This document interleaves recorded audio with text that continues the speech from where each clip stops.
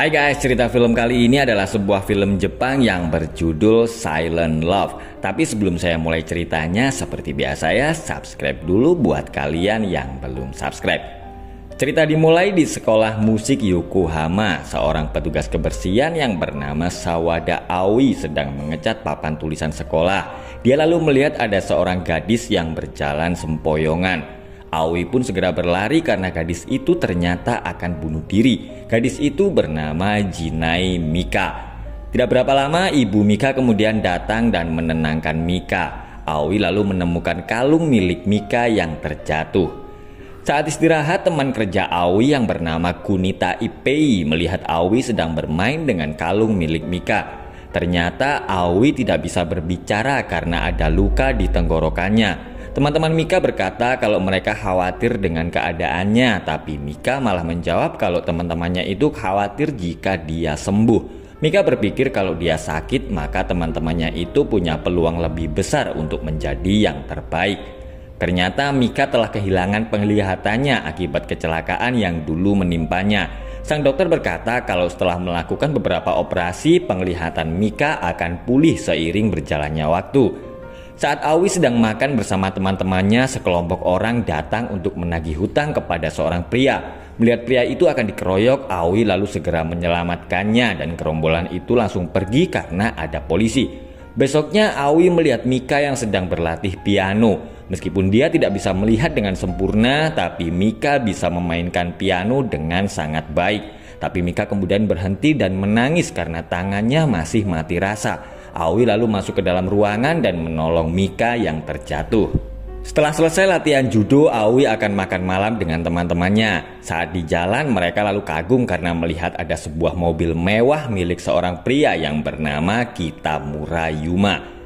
Ibu Mika merasa khawatir dan melarang Mika berangkat sekolah sendirian, tapi Mika tetap bersikeras akan berangkat sekolah. Diam-diam Aoi mengikuti Mika yang akan berangkat sekolah. Sepanjang jalan dia menjaga Mika agar tidak sampai kenapa-napa. Sesampainya di sekolah, Ipei melihat Aoi yang sedang mengawal Mika. Saat akan latihan piano, Mika bingung karena pintu ruangan itu ternyata masih dikunci. Tapi Aoi segera mengambil kunci dan membuka ruangan itu agar Mika bisa berlatih. Karena dia tidak bisa berbicara, Aoi lalu membunyikan lonceng di kalung milik Mika untuk memanggilnya. Ternyata gerombolan yang bertemu dengan Aoi di rumah makan kemarin adalah pegawai di sebuah kasino dan pimpinan mereka bernama Yuko Michi. Mika menolak saat Aoi akan mengembalikan loncengnya. Dia menyuruh Aoi agar tetap membawa benda itu. Setelah tahu kalau Aoi tidak bisa berbicara, Mika menggunakan isyarat agar bisa berkomunikasi dengannya. Mika meminta tolong agar Aoi mau membukakan pintu ruangan itu setiap hari dan jam yang sama. Mika lalu menyuruh Aoi untuk menulis namanya di tangannya. Dia mengira kalau Aoi juga salah satu murid yang belajar piano. Pihak sekolah menyarankan agar Mika pindah jurusan menjadi komposer karena keadaannya. Tapi Mika langsung menolaknya karena dia ingin menjadi seorang pianis. Saat keluar ruangan, Mika merasa pusing karena banyak orang di sekitarnya. Tapi Aoi langsung membunyikan lonceng untuk membantu Mika. Yuma ternyata juga bersekolah di sekolah musik Yokohama. Karena pelajaran akan dimulai 1 jam lagi, Yuma pergi merokok di ruangan tempat Mika berlatih. Aoi yang sedang lewat lalu melihat Yuma yang sedang bermain piano. Dia langsung bertepuk tangan setelah melihat permainan Yuma. Tapi Yuma merasa tidak senang dengan kehadiran Aoi. Manajer kasino yang bernama Kodo meminta agar Yuma melunasi hutang-hutangnya yang banyak akibat kalah judi. Yuma yang merasa bingung lalu kebetulan bertemu lagi dengan Aoi. Dengan menggunakan ponselnya, Aoi meminta agar Yuma mau memainkan piano untuknya di depan seseorang. Dia bersedia membayar jika Yuma mau menuruti permintaannya. Mendengar itu, Yuma yang sedang butuh uang lalu setuju dengan tawaran Aoi dan memasang tarif yang mahal. Ternyata Aoi menyuruh Yuma bermain piano di depan Mika agar Mika percaya kalau dia adalah murid jurusan piano. Mika pun langsung terkesan saat mendengar permainan piano Yuma dan dia mengira kalau itu adalah Aoi. Karena Mika meminta Aoi untuk bermain piano lagi, Aoi lalu meminta tolong temannya yang bernama Keisuke untuk mencarikannya pekerjaan. Aoi akan menggunakan gajinya untuk membayar Yuma meskipun dia harus bekerja siang dan malam. Tapi bukannya untuk membayar hutang, Yuma malah memakai uang itu untuk berjudi lagi.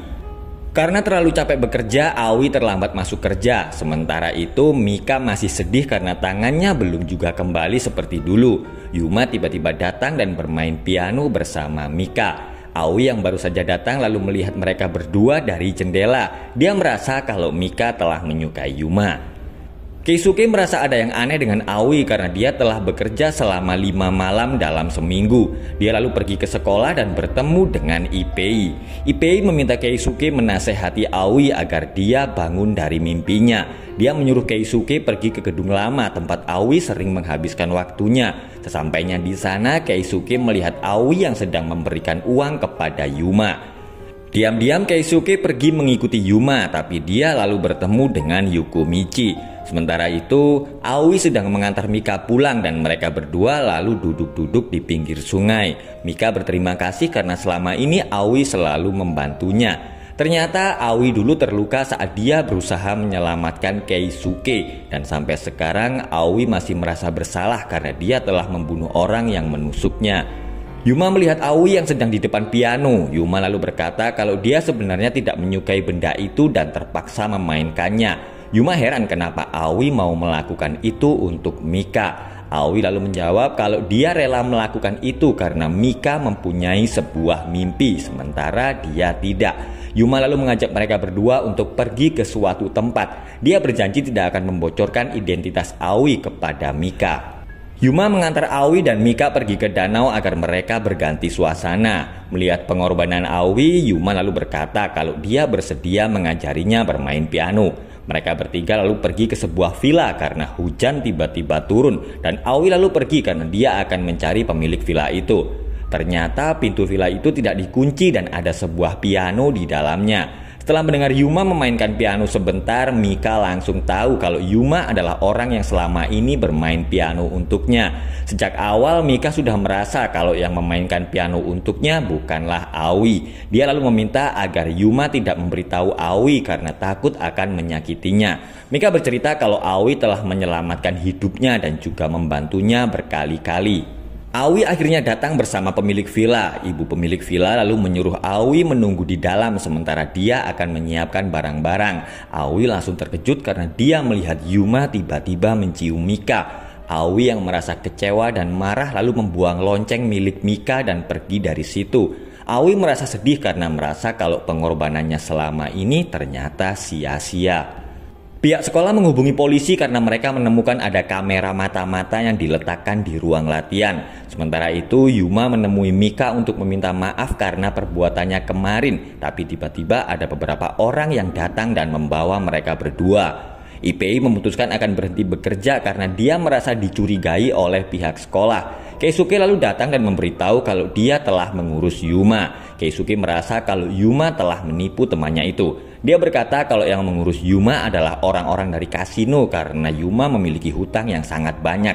Mendengar itu, Aoi lalu segera pergi untuk menyelamatkan Yuma. Beberapa polisi sedang memeriksa Ipei yang akan meninggalkan sekolah. Mereka lalu menghentikan Aoi yang terlihat buru-buru. Para polisi itu lalu menerima informasi kalau Aoi pernah terlibat kasus pembunuhan. Tapi Ipei tiba-tiba berlari dan menyuruh Aoi segera pergi dari situ.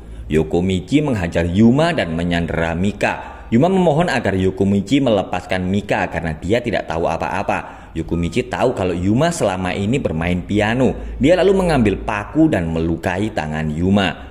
Aoi akhirnya datang dan dia lalu bertarung dengan anak buah Yokomichi. Tapi meskipun dia bisa mengalahkan mereka, Yokomichi lalu menghajar Aoi yang sedang kelelahan. Yuma sedang dalam bahaya saat dia berusaha menolong Aoi, tapi Mika tiba-tiba berlari sambil membawa tongkat besi. Yuma sedang dalam kondisi kritis dan sedang dirawat di rumah sakit. Sementara itu, polisi sedang memeriksa Aoi dan memintainya keterangan. Ternyata Aoi telah mengaku kalau dialah yang telah memukul Yuma. Mika menjenguk Aoi yang sedang dipenjara. Mika heran kenapa Aoi berkata kepada polisi kalau dia yang telah memukul Yuma, padahal Mika lah yang saat itu memukulnya. Mika kemudian menangis dan meminta agar Aoi mengatakan yang sebenarnya. Keisuke mendatangi Mika dan memberikan sebuah surat dari Aoi. Dia lalu membacakan surat yang ditulis oleh Aoi. Di surat itu, Aoi meminta agar Mika terus melanjutkan hidup dan mewujudkan mimpinya karena itu adalah satu-satunya harapan yang dia miliki. Mika berkata kepada Keisuke kalau dia ingin bertemu dengan Aoi, tapi Keisuke menjawab kalau Mika tidak akan bertemu lagi dengan Aoi karena mereka berdua dari kelas yang berbeda. Mika adalah anak dari keluarga kaya dan tidak sama seperti mereka. Yuma ternyata masih selamat dan dia masih dirawat di rumah sakit. Dia lalu terkejut karena Mika datang menjenguknya. Mika sekarang sudah sedikit bisa melihat meskipun masih buram. Yuma meminta maaf atas kelakuannya selama ini kepada Mika dan Aoi. Dia lalu meminta agar Mika terus melanjutkan impiannya menjadi seorang pianis. 2 tahun kemudian tangan Mika telah sembuh dan dia akhirnya berhasil mewujudkan keinginannya dan mengadakan pertunjukan pertamanya, dan acara itu diselenggarakan oleh Yuma. Meskipun dia sekarang sudah tidak bisa lagi bermain piano, tapi Yuma merasa senang bisa melihat Mika sekarang dan dia berkata kalau itu juga impian Aoi. Yuma ternyata tahu kemana Aoi pergi setelah dia bebas dari penjara, tapi Yuma sengaja tidak memberitahu karena dia takut kehilangan Mika. Tapi sekarang Yuma telah sadar kalau dia harus membiarkan Mika pergi. Dulu setelah pukulan Mika tidak sengaja mengenai Yuma, Aoi mengambil tongkat besi itu dan membersihkan sidik jari Mika. Aoi sengaja masih memegang tongkat besi itu saat polisi datang. Dia rela melakukan itu semua untuk melindungi Mika. Aoi yang sedang makan melihat berita di TV kalau yang menaruh kamera tersembunyi di sekolah Yokohama itu adalah sang guru sendiri. Aoi sekarang bekerja sebagai pegawai kebersihan kapal di pelabuhan. Dia pun langsung terkejut karena melihat Mika yang datang mencarinya. Aoi bersembunyi di antara para pekerja lainnya, tapi salah seorang pekerja keceplosan menyebut namanya. Lonceng milik Mika yang dibawa Aoi lalu terjatuh dan saat Mika akan mengambilnya tiba-tiba ada sebuah truk. Beruntung Aoi dengan cepat menyelamatkannya. Mika akhirnya bertemu dengan cintanya dan film pun selesai guys.